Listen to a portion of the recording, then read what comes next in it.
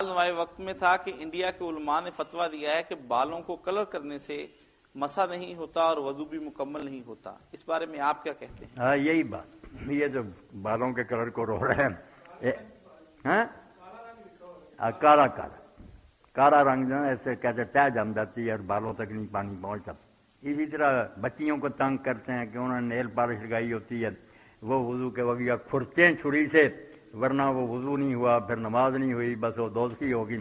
انہوں نے دین کو تماشا بنا رکھا، حالانکہ کلر ہو گیا نیل پالش پھر کیا ہوا؟